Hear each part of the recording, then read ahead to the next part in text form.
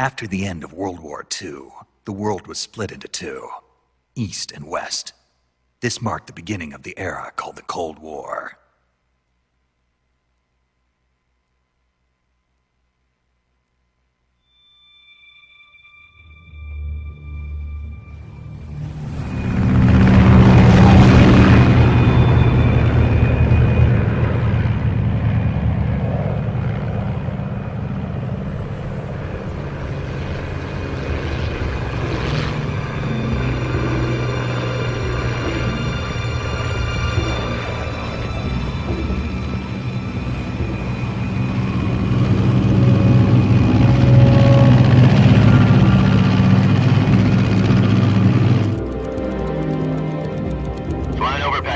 Altitude 30,000 feet.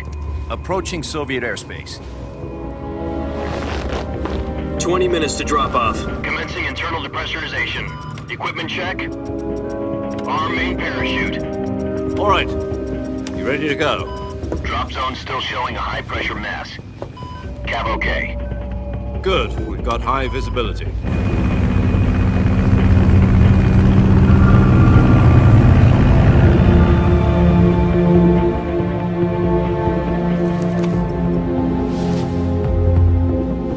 Put out that cigar.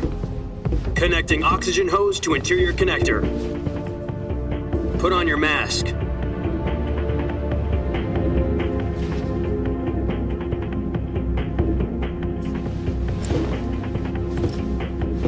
Does this panty waste know what he's doing?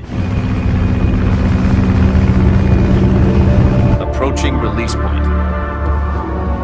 10 minutes to drop off. Hey, are you deaf? He said put out the cigar and put on your mask.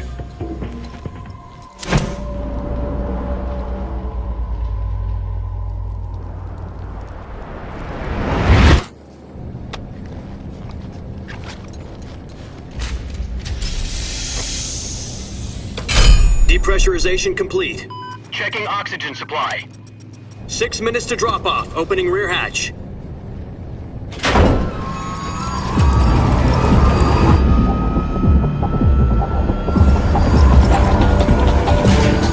Sunrise.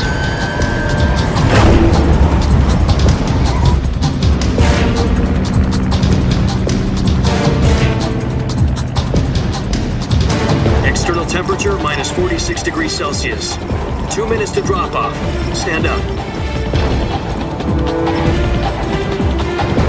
You'll be falling at 130 miles per hour. Try not to get frostbite from the wind chill.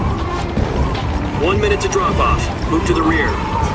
Activate bailout model. This is one for the history books. The world's first halo jump. 10 seconds to drop off. Stand by. Status okay. All green. Prepare for drop off. Countdown. 5, 4, 3, 2, 1. Spread your wings And fly. God be with you.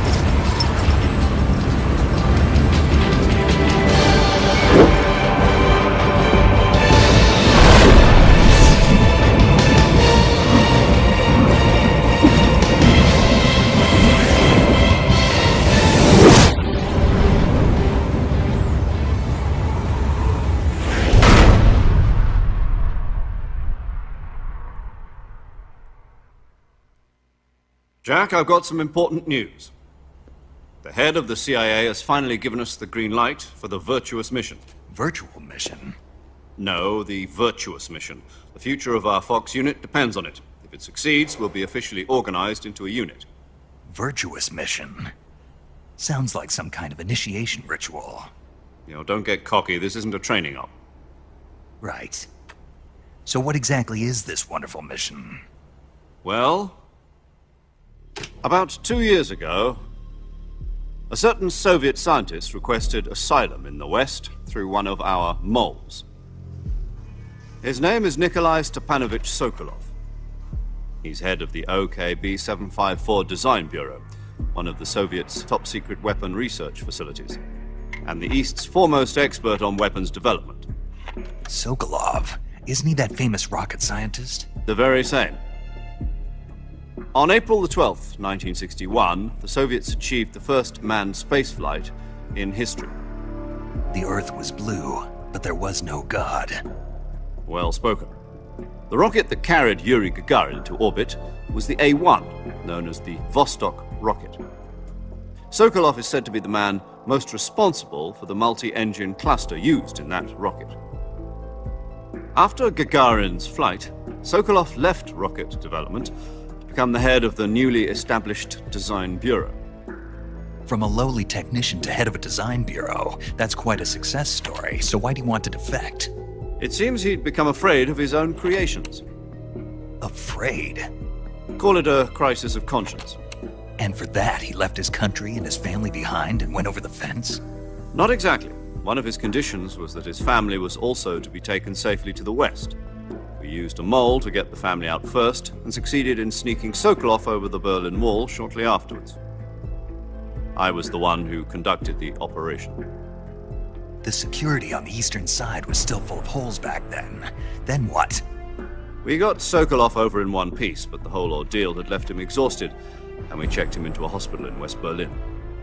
It took him 2 weeks and more than 600 miles to get from the research facility in the Soviet Union to Berlin. He was in no condition to say anything coherent. And it was only a week later that we had something much bigger on our hands. The Cuban Missile Crisis. October the 16th, 1962, President Kennedy received word that the Soviets were in the process of deploying intermediate-range ballistic missiles in Cuba. The President demanded that the Soviets dismantle and remove the missiles. At the same time, he announced a naval blockade to prevent further missile shipments from reaching Cuba. But the Soviets didn't back down, instead placing their armed forces on secondary alert. Soviet transport ships carrying missiles continued on course towards Cuba. US and Soviet forces went on alert for an all-out nuclear war. Frantic negotiations were conducted through the UN's Emergency Security Council and unofficial channels to end the hair-trigger standoff. Finally, on October the 28th, the Soviet Union agreed to remove its missiles from Cuba. And so the world avoided a nuclear holocaust. But in order to get the Soviets to pull their missiles out, we had to make a deal. You mean the one where the US agreed to remove its IRBMs from Turkey? No. The Jupiter IRBMs deployed in Turkey were obsolete, and we were going to get rid of them anyway. They had no strategic value whatsoever to either the US or the Russians. The Turkey deal was a ruse, a cover story that was fed to the other intelligence agencies around the world. So what did the Russians really want? Sokolov. They wanted us to return Sokolov.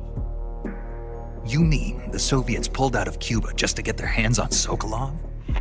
That's right. What the hell was he working on? At the time, we had no idea. We were running out of time. It was either give up Sokolov or risk full-scale nuclear war. In the end, we had no choice. President Kennedy gave in to Khrushchev's demand. The next day, I got Sokolov out of the hospital, handing him over to agents on the eastern side. Sokolov kept on screaming, "Save me," until he disappeared from my sight. Then a month ago, we received some new information from one of our moles. About Sokolov? Yes. He was taken back to the research facility and forced to continue working on the weapon in question under KGB supervision. What's more, it's on the verge of completion. So what kind of weapon is it? Something to do with space rockets? No, missiles. Same technology. I guess you're right. We don't know the details, but it appears to be a new kind of nuclear device. For half a year now, the Soviets have been conducting frequent nuclear tests at Semipalatinsk. Something to do with the weapon, I assume.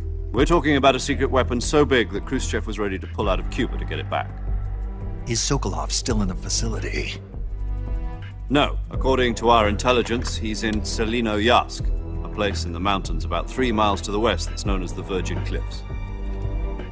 The Virgin Cliffs. Nice name for a virtuous mission. They moved him there just recently. Why?